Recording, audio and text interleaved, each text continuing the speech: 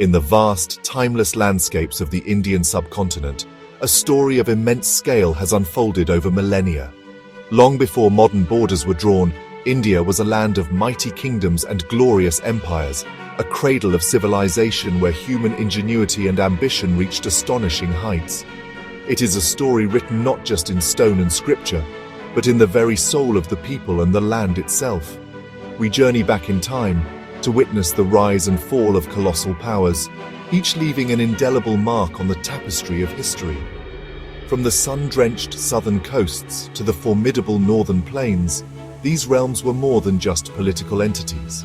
They were crucibles of culture, philosophy, and innovation. They fostered philosophical golden ages that contemplated the very nature of existence, and their armies marched across vast territories in epic conquests. Their architects erected grand structures that continue to defy time, testaments to a faith and vision that spanned generations. These ancient empires shaped not only the destiny of India, but the course of the world. Join me as we embark on an exploration of this extraordinary legacy.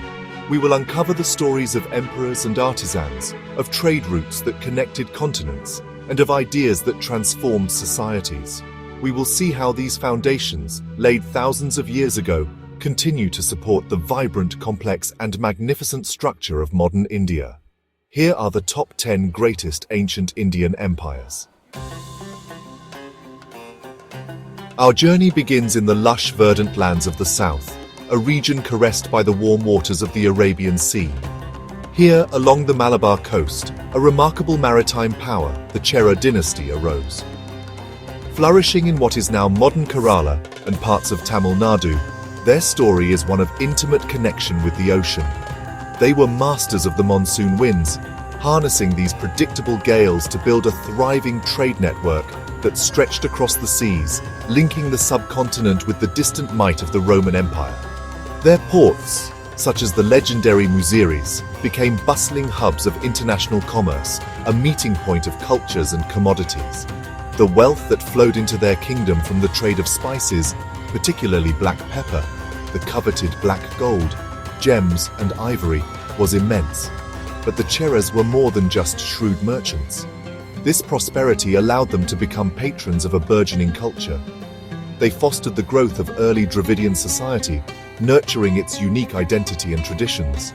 It was under their rule that some of the earliest and most significant works of Sangam literature came into being, epic poems and anthologies that paint a vivid picture of life, love, and war in ancient southern India, preserving a voice that echoes through the ages. The legacy of the Cheras is not etched in grand monolithic monuments like some of their contemporaries, but rather woven into the cultural fabric of the region. Their influence is found in the language, the literary traditions, and the maritime spirit that still defines this coastal land. They demonstrated that an empire's strength could be built not just on territorial conquest, but on the strategic command of trade routes and the nurturing of a distinct cultural identity. Their chapter in India's story is a testament to the power of the sea and the enduring spirit of its people. Continuing our exploration of the ancient Tamilakam, we encounter another of the three crowned kings, the Pandya Dynasty. With a lineage stretching back into the mists of antiquity, they are counted among the oldest ruling dynasties in Indian history. Their heartland was the fertile basin of the Vaigai River, and from here, they established a kingdom renowned for its cultural brilliance and commercial prowess. At its center stood the magnificent city of Madurai, a sprawling metropolis that served not only as their political capital, but as the very soul of Tamil culture and learning for centuries. The Pandyas were celebrated for their patronage of the arts and literature. Legend speaks of the great Tamil Sangams, or assemblies of poets and scholars, convened in Madurai under their royal sponsorship. These gatherings were crucibles of literary excellence, producing an extraordinary body of work that forms the bedrock of Tamil literature. The city itself, with the grand Meenakshi temple at its core, was designed to be a cosmic diagram, a place where the divine and the mortal realms intersected. This profound connection between governance, faith, and culture was a hallmark of Pandya rule, creating a society of remarkable intellectual and artistic vitality. Like their neighbors, the Pandyas also engaged extensively in maritime trade, their ports teeming with ships from across the known world. They were particularly famous for their pearl fisheries in the Gulf of Manna, which produced pearls of such quality that they were coveted in the courts of Rome and beyond. This trade brought them great wealth, which they used to build stunning temples and support their scholarly institutions. The Pandyas endured for an astonishingly long time, weathering invasions and political upheavals, a resilient dynasty that stood as a sentinel for southern culture, ensuring its preservation and transmission through the ages. From the Coromandel coast, a new power emerges, one whose ambition would not be contained by the subcontinent. The Chola Empire, at its zenith, represented a golden age of Tamil power, art, and administration. They were masters of both land and sea, but it was their naval prowess that truly set them apart. The Cholas built one of the most formidable navies of the ancient world, a fleet of powerful vessels that transformed the Bay of Bengal into a Chola lake. This maritime dominance allowed them to project their power far beyond India's shores, establishing a vast sphere of influence that stretched across Southeast Asia. Their conquests were legendary. Under visionary emperors like Rajaraja Chola I and his son, Rajendra Chola I, the empire expanded to include Sri Lanka, the Maldives, and territories in what are now Malaysia, Indonesia, and Thailand. These were not mere raids, but strategic annexations that secured vital trade routes and brought immense wealth back to the Chola heartland. This wealth funded an incredible cultural efflorescence. The Cholas became prolific temple builders, and their creations are among the most iconic and breathtaking in all of India. The Brihadiswara temple in Thanjavur stands as a monumental testament to their engineering skill and artistic vision. Beyond their military and architectural achievements, the Cholas were also remarkable administrators. They developed a highly organized system of governance with a centralized bureaucracy and a sophisticated system of land revenue collection and local self-government through village assemblies. This administrative genius ensured the stability and prosperity of their vast empire for centuries. The Chola legacy is one of grand ambition realized, an empire that not only dominated southern India, but also left a lasting cultural and architectural footprint across the Indian Ocean world, a true testament to the power of a unified vision. As we move northward into the vast Deccan Plateau, we find a power that rose in the wake of the mighty Mauryas. This was the Satavahana Empire, a dynasty that would rule this strategic heartland of India for over 4 centuries. They acted as a crucial bridge between the north and the south, creating a unique cultural synthesis. The Satavahanas are credited with reviving and patronizing Vedic traditions, which had been somewhat eclipsed during the Mauryan era's focus on Buddhism. They performed grand Vedic sacrifices and upheld the Dharma of the Brahminical order, re-establishing a cultural continuity with an older India. Yet their patronage was not exclusive. In a remarkable display of religious tolerance and syncretism, the Satavahanas were also great supporters of Buddhism. They did not build the great Buddhist monuments themselves, but they provided generous grants and donations for the maintenance and expansion of existing ones. The magnificent stupas at Sanchi and the breathtaking rock-cut caves at Kale and Baja flourished under their benevolent watch. This dual patronage created a vibrant cultural landscape, where different belief systems coexisted and enriched one another, a hallmark of the Deccan's unique identity. The Satavahana Empire was also a vital commercial hub. Their control over the Deccan's major trade routes, the Dakshinapatha, opened India's doors to the wider world. They facilitated a flourishing trade with the Roman Empire to the west and established connections with Central Asia to the north.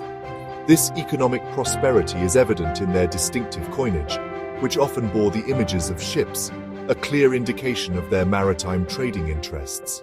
The Satavahanas were the guardians of the Deccan, a stabilizing force that fostered a rich blend of culture, religion, and commerce, shaping the destiny of central India for generations. Our journey now takes us to the fertile plains of the Ganges, to the kingdom of Magadha, the epicenter of Indian imperial power. Here, before the rise of the famous Mauryas, a dynasty of formidable and, according to some accounts, ruthless ambition laid the groundwork for empire. This was the Nanda Empire. Though their reign was relatively brief, their impact was profound. They were the first to truly envision and create a pan-Indian empire, consolidating the vast territories of northern India under a single centralized authority. Their success was built on two pillars: immense wealth and an overwhelmingly powerful military. The Nandas were legendary for their riches.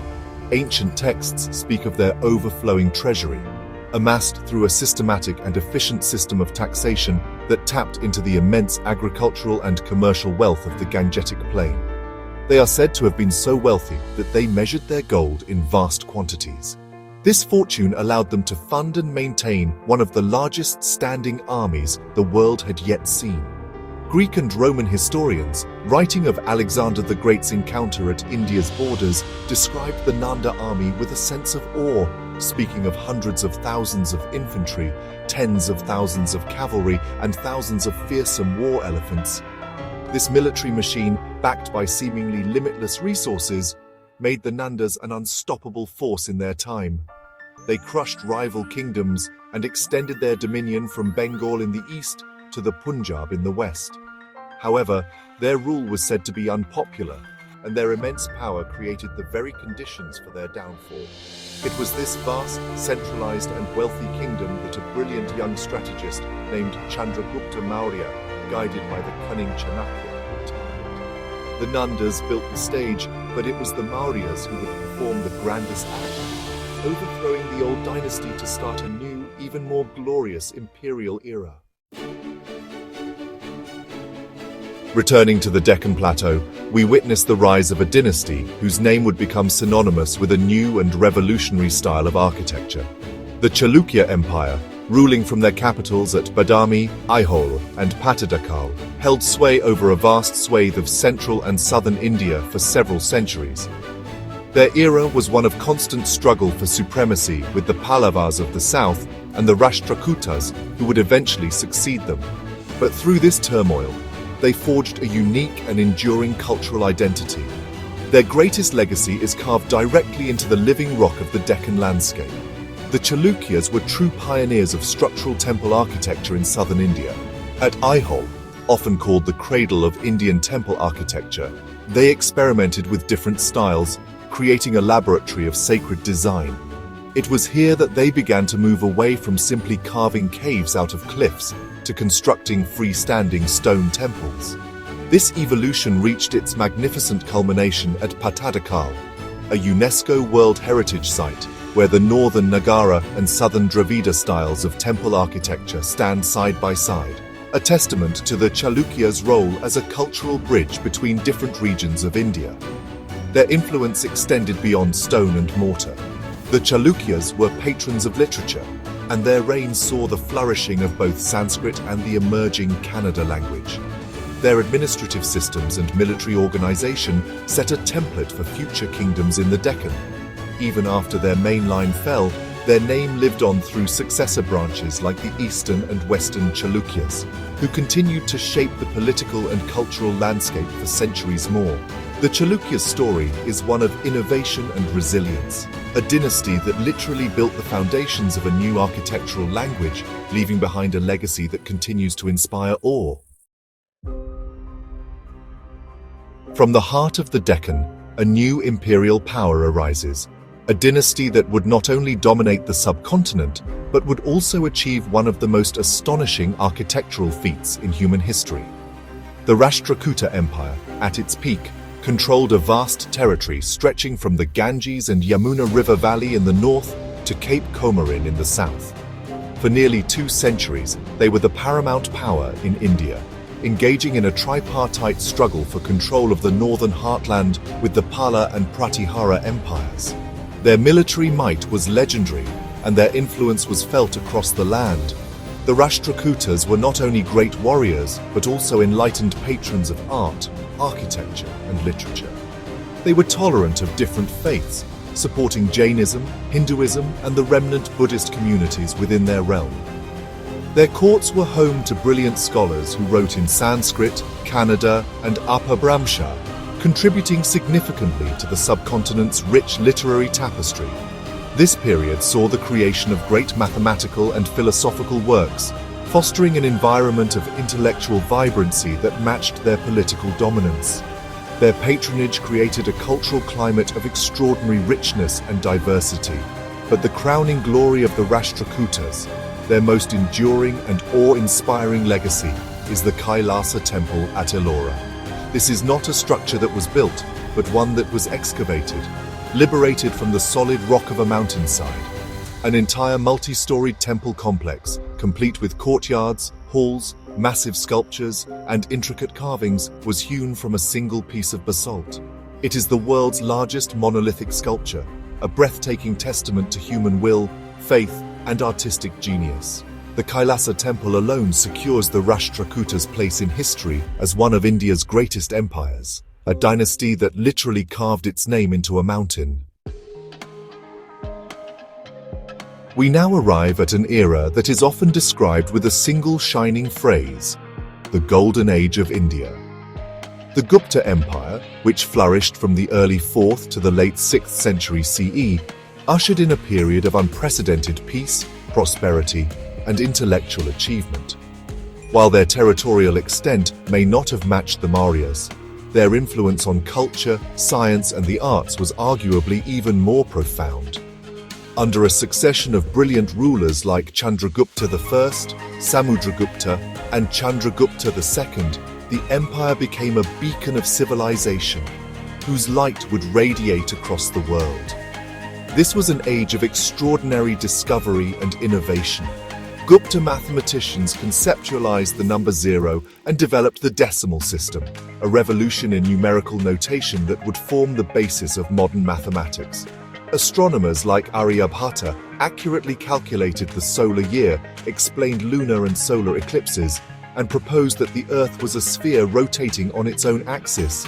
In medicine, detailed texts were written on surgical procedures, and in metallurgy, the famous iron pillar of Delhi was forged, a rust-resistant marvel that still stands today, baffling scientists with its purity and longevity. The arts also reached a sublime peak. The exquisite sculptures of Sarnath, the breathtaking murals of the Ajanta caves, many completed under Gupta influence, and the sublime poetry and drama of Kalidasa, the Shakespeare of India, all belong to this era. It was a time of religious tolerance, abundant wealth from trade, and a flourishing of classical Sanskrit literature. The Gupta Empire created a cultural synthesis and an intellectual environment that defined classical India, and laid the foundations for scientific and artistic traditions that would endure for more than a millennium. It was truly a time when India led the ancient world. Nestled between the giants of Indian history lies a dynasty whose immense contribution has often been overshadowed. The Vakataka Empire, contemporaneous with the Guptas, ruled over a significant portion of the northern Deccan. While their name may not be as widely known, their influence was profound, particularly through a strategic and cultural alliance with the Guptas, sealed by marriage. This Vakataka-Gupta axis created a vast region of stability and cultural efflorescence that stretched across central India, forming a powerful and sophisticated political landscape. The Vakatakas were staunch patrons of Brahminical culture and Sanskrit learning, continuing the traditions of their Satavahana predecessors. Their courts were centers of literary excellence, and they upheld a classical vision of Indian society. However, their most spectacular and enduring legacy lies hidden within a remote, horseshoe-shaped gorge. The Vakatakas were the primary patrons for the most magnificent phase of carving and painting at the Ajanta caves. These are not just caves. They are rock-cut monasteries and prayer halls filled with some of the most beautiful and well-preserved examples of ancient Indian painting. Under Vakataka patronage, artisans created a vibrant world on the cave walls, depicting the Jataka tales, stories of the Buddha's former lives, as well as intricate scenes of courtly life, celestial beings, and detailed floral and animal motifs. The artistry displays an incredible sophistication, emotion, and narrative power. These murals provide an invaluable window into the life, beliefs, and aesthetics of ancient India.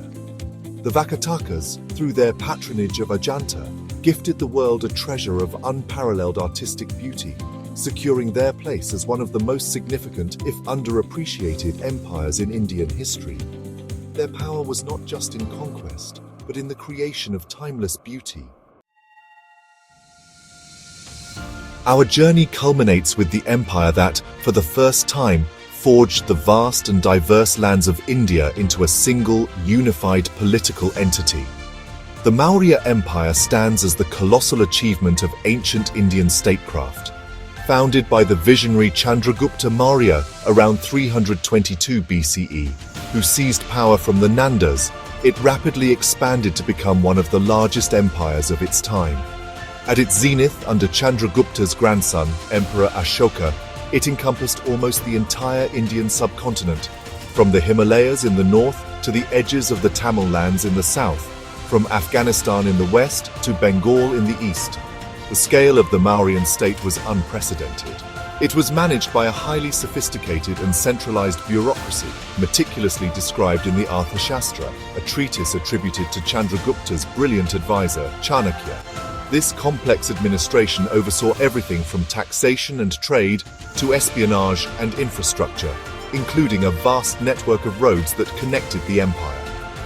This machinery of state allowed the Mauryas to command immense resources and maintain control over their sprawling multicultural domain, creating a level of political unity that India would not see again for over 1,000 years. But the empire's greatest legacy lies in its moral transformation under Emperor Ashoka. Horrified by the bloodshed of his conquest of Kalinga, Ashoka converted to Buddhism and renounced aggressive warfare. He replaced the policy of conquest by force with a policy of conquest by dharma, righteous conduct. He inscribed his famous edicts on pillars and rocks throughout the empire, promoting social welfare, justice, and non-violence. He sent Buddhist missions across Asia, transforming a local faith into a world religion. The Mauryan Empire, with its combination of immense power, sophisticated administration, and profound moral governance, is not just another kingdom. It is the grand, foundational empire of ancient India. From the maritime traders of the south to the mountain carvers of the Deccan, from the golden age of science to the forging of a subcontinent, the story of ancient India is a saga of extraordinary achievement. These empires were the crucibles in which the identity of a civilization was fired. They left behind not just magnificent ruins and priceless artifacts, but systems of thought, governance, and art that have echoed through millennia. Their legacies are deeply embedded in the languages, philosophies, and traditions that thrive across the subcontinent today. Each dynasty we have explored played its unique role in this grand historical drama. The Cholas projected Indian power across the seas, the Guptas illuminated the world with their knowledge, and the Mauryas gave India its first unified identity and a profound moral compass. They demonstrate that history is not merely a sequence of events, but a living force that continues to shape the present and inspire the future. The stones of their temples and forts may have weathered, but the spirit of their ambition and ingenuity remains. These ancient empires are more than history. They are the soul of India's civilization. Their stories are a powerful reminder of the incredible depth and resilience of one of the world's oldest and most vibrant cultures. Which one do you think had the most lasting impact? Let us know in the comments and subscribe to Knowledge Odyssey, where curiosity meets knowledge.